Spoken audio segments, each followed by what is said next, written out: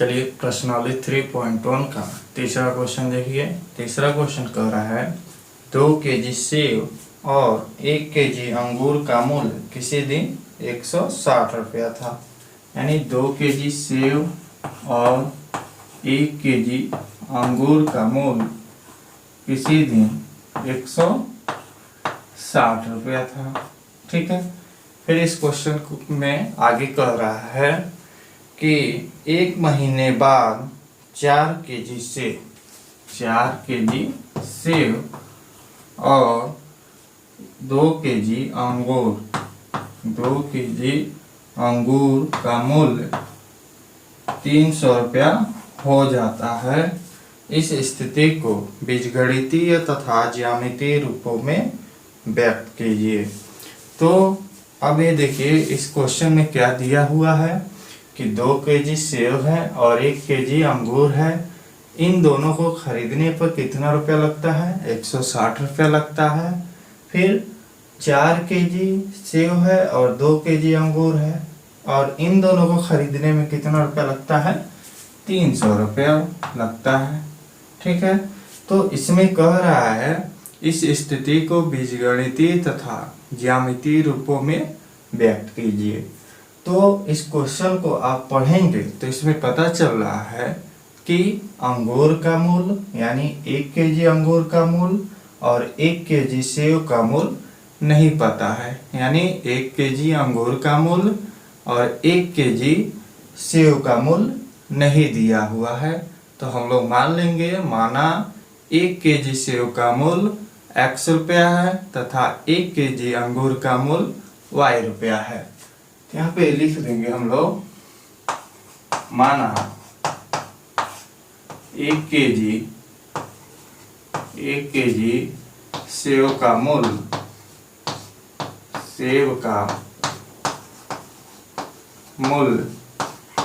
x रुपया है और 1 केजी अंगूर का मूल्य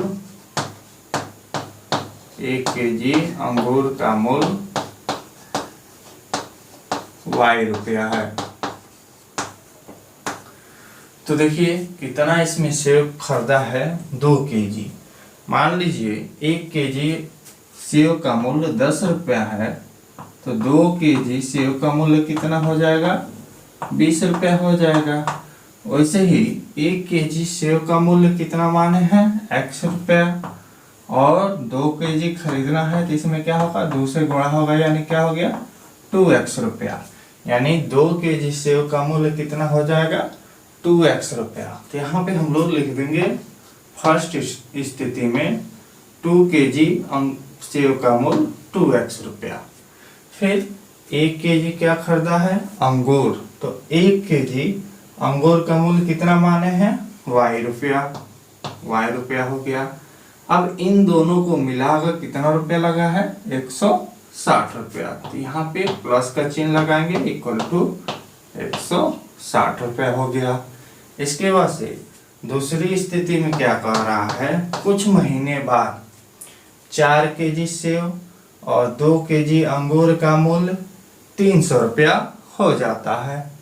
तो 1 केजी सेब का मूल्य x रुपया, तो 4 केजी सेब का मूल्य क्या हो जाएगा? 4x रुपया हो जाएगा। फिर 1 केजी अंगूर का मूल्य y रुपया, तो 2 केजी अंगूर का मूल्य क्या हो जाएगा? 2y रुपया हो जाएगा। और इन दोनों को मिलाकर कितना रुपया टोटल लग रहा है? 300 रुपया।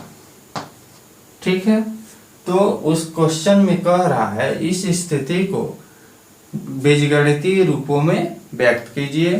तो जो वो क्वेश्चन दिया हुआ है उसका हम लोग बीजगणितीय रूप में व्यक्त कर दिए। अब इसके वास्ते इसको ज्यामितीय रूप में व्यक्त करना है। अब यानी ज्यामितीय रूपों में व्यक्त करने का मतलब ग्राफ बनाना है। 2 इक्वेशन दिया है। ग्राफ बनाने के लिए हम लोग की क्या जरूरत पड़ती है? निर्देशांक की। तो पहला इक्वेशन जो है इससे हम लोग क्या निकालेंगे? निर्देशांक। तो यहाँ पे समीकरण 1 लिख लेंगे, समीकरण 1। अब यहाँ से इसका निर्देशांक निकालेंगे, 2x + y = 160 रुपया। ठीक है, अब बताए थे इसमें क्या, जिसका गुणांक सबसे ज्यादा होगा उसको दूसरी तरफ ट्रांसफर करना है। यहाँ पे x का गुणांक 2 है, y का गुणांक 1 है, तो 2x को दूसरे साइड ट्रांसफर करेंगे तो क्या हो जाएगा 160 माइनस 2x। ठीक है, अब x के ऐसा मान रखेंगे कि जो 2 से गुणा करें और 160 के निकटतम मान आए। तो अगर x का मान हम लोग 80 रख दें तो क्या हो जाएगा y इक्वल टू 160 माइनस 2 गुणे 80। यहाँ से हो गया 160 माइनस 160 इक्वल टू क्या मिल गया 0। यानी जब x का मान 80 रखे तो y का मान कितना मिला 0। वैसे ही फिर x का मान आप 70 रख दीजिए तो y का मान क्या हो जाएगा y इक्वल टू 160 माइनस 2 गुणे 70। तो क्या यहाँ से मिला 160 माइनस 140 और यह कैंसिल होगा तो क्या मिलेगा, घटेगा तो 20। यानी x का मान 70 रखने पर y का मान कितना मिला 20। और यह एक क्या है, रैखिक समीकरण है। रैखिक समीकरण का ग्राफ पे प्लॉट करने पर क्या एक देता है, एक रेखा देता है। और एक रेखा खींचने के लिए हमेशा दो बिंदु की जरूरत पड़ती है। अब इसमें देखिए यह एक रैखिक समीकरण है और दो निर्देशांक निकल गया, इसलिए तीसरा निर्देशांक निकालना अब जरूरी नहीं है। अब इन्हीं दोनों निर्देशांक की सहायता से इस रेखा को हम लोग ग्राफ पे खींच लेंगे।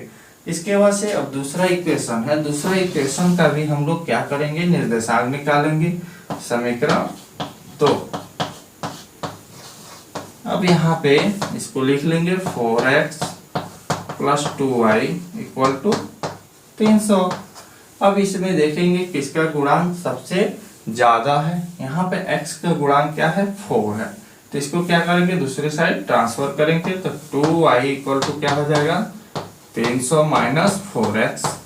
अब यहाँ से y का अभी गुणांक क्या है 2 है और हमेशा y का इधर जो होता है सिंगल उसका गुणांक 1 बनाना है। तो इसको क्या करेंगे 2 से इसमें भाग करेंगे तो क्या हो जाएगा 300 माइनस 4x अपान 2। ठीक है, अब x का मान ऐसा यहाँ पे रखना है जो 300 के निकटतम हो और 2 से डिवाइड हो जाए। तो चलिए x का मान क्या रखते हैं, यहाँ पे देखिए अगर x का मान 60 रख दें, x का मान कितना रख दें 60, x इक्वल टू 60, तो y इक्वल टू कितना हो जाएगा 300 माइनस 4 गुणे 60 अपान 2। यहाँ से मिल जाएगा 300 माइनस 6 को 24 240 अपान 2। यहाँ से कैंसिल होगा तो क्या मिलेगा 300 में से 240 गया, कितना हो जाएगा 60 हो जाएगा, 60 अपान 2 यानी इक्वल टू कितना मिल गया 30। जब x इक्वल टू 60 रखे तो y का मान कितना मिला 30। फिर एक और मान ऐसे ही रख लीजिए। चलिए अगर x इक्वल टू हम क्या रख दें फिर इसमें x इक्वल टू 60 के आगे अगर मान लीजिए हम लोग 80 रख दें तो कितना हो जाएगा, 80 न रख के 40 रख दीजिए, 40 रखिए। x इक्वल टू 5 को हाँ चलिए x इक्वल टू 50 रखिए। तो यहाँ से y का वैल्यू क्या हो जाएगा 300 माइनस 4 गुणे 50 अपान 2 क्या हो जाएगा 300 माइनस 200 अपान 2 यानी 100 अपान 2 इक्वल टू कितना मिला 50। यानी जब x इक्वल टू 50 रखे हैं तो y का मान कितना मिल गया 50। अब इन सब निर्देशांकों को हम लोग यहाँ पे लिख दे रहे हैं, दूसरी जो रेखा है उसका निर्देशांक लिख दे रहे हैं। तो इसका निर्देशांक क्या क्या मिला है, यहाँ पे देखिए x इक्वल टू 60 रखा गया है तो y इक्वल टू कितना मिला है 30, ये क्या हो गया। और दूसरा निर्देशांक क्या मिला है x इक्वल टू 50 रखा गया है तो y इक्वल टू कितना मिला है 50। ठीक है, वैसे ही इसका पहले के क्या आया था, यहाँ पे देखिए x इक्वल टू 80 रखा गया है तो y इक्वल टू कितना मिला 0। फिर x इक्वल टू 70 रखा गया है तो y इक्वल टू कितना मिला 20। अब इसकी सहायता से हम लोग क्या बनाएंगे, ग्राफ बनाएंगे। तो चलिए ग्राफ बनाते हैं।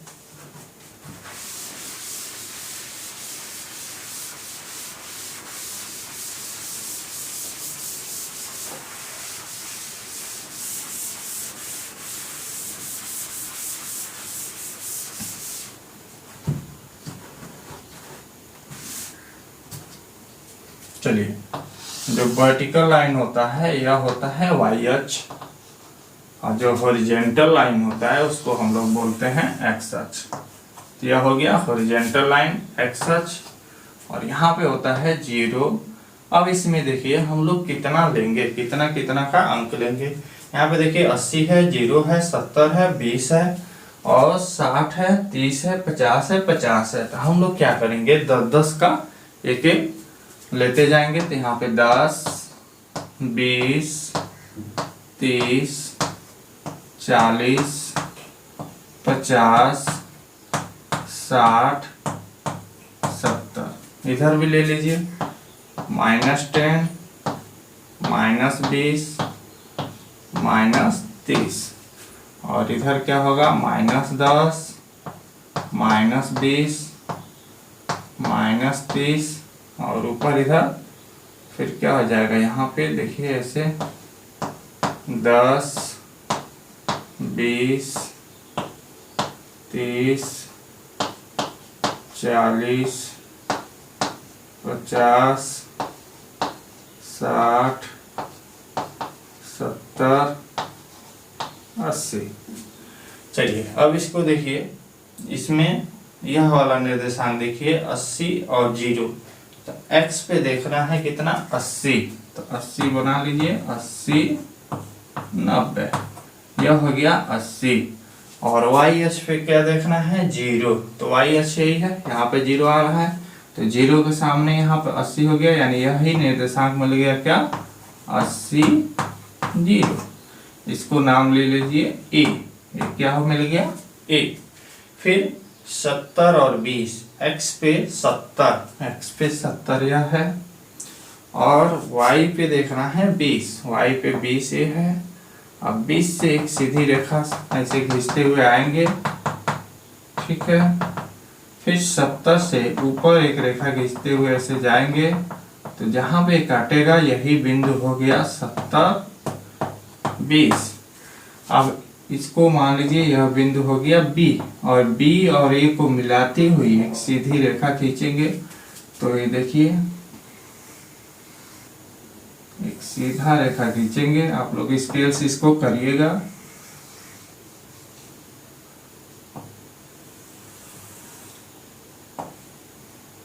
चलिए हो गया। फिर वैसे दूसरा निर्देशांक खींचेंगे, तो 60 और 30, यानी x पे देखना है 60 हो गया, y पे देखना है 30, y पे 30 है। 30 से ऐसे एक सीधी रेखा आएंगे खींचते हुए, और यहाँ से 60 से ऊपर जाएंगे, तो कहाँ काट रहा है, यहाँ पे काट रहा है, और इस बिंदु का नाम ले लीजिए P, और ये क्या मिल गया 60 और 30।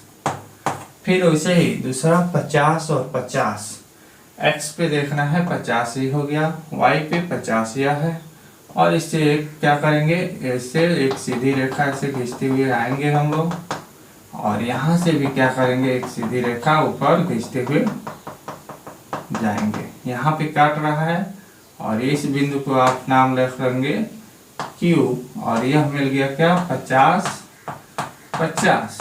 अब यह बिंदु और क्या मिला है, यह बिंदु, इन दोनों को मिलाती हुई एक रेखा से एक सीधी रेखा खींचेंगे।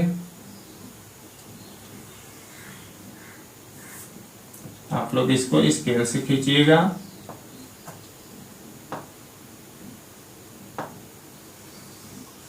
और यही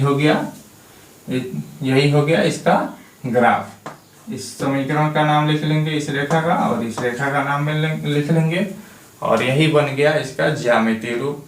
इसके बाद से हम लोग अगले चैप्टर की बात करेंगे, एक्सरसाइज 3.2 की। Thank you.